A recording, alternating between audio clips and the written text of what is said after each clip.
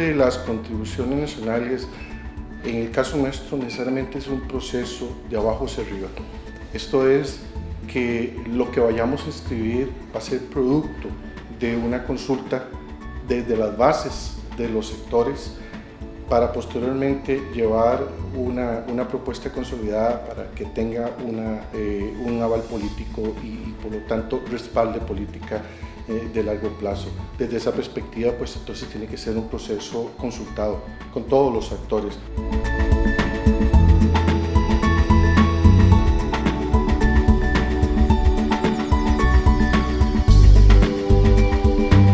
Estamos con este taller arrancando realmente el proceso de diálogo sectorial y nacional sobre las metas de reducción de emisiones.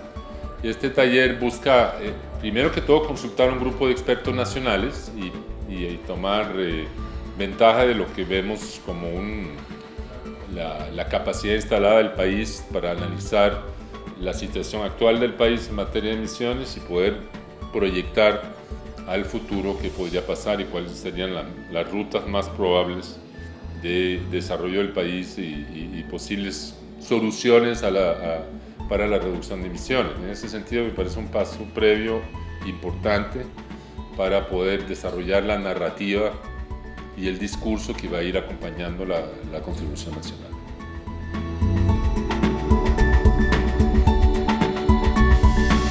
Bueno, este taller de expertos para la construcción de los escenarios socioeconómicos me parece que ha sido muy relevante porque nos permite ver ese escenario, ¿verdad? ¿Qué pasa si no hacemos nada? Si las cosas siguen como están, ¿y qué pasaría si en verdad nuestro país se propone metas ambiciosas en cambio climático? ¿Qué va a pasar a futuro? Entonces ha sido como ponerse esos anteojos, ¿verdad? Con esos distintos escenarios y poder entonces dirigir las acciones hacia ese escenario que queremos construir como país.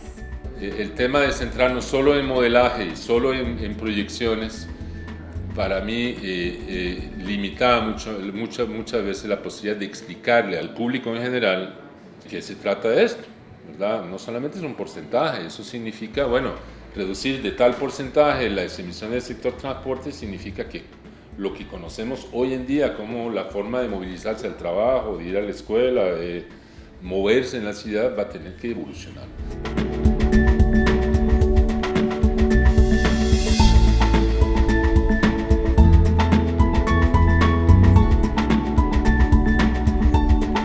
Lo más novedoso es que estábamos representantes de políticas ambientales bastante opuestas dentro de la mesa y que todos coincidimos en que el futuro del país en energía eléctrica tiene que ser 100% renovable. Todos coincidimos en que realmente hace falta encontrar mecanismos de justicia social para pasar a una sociedad baja en emisiones.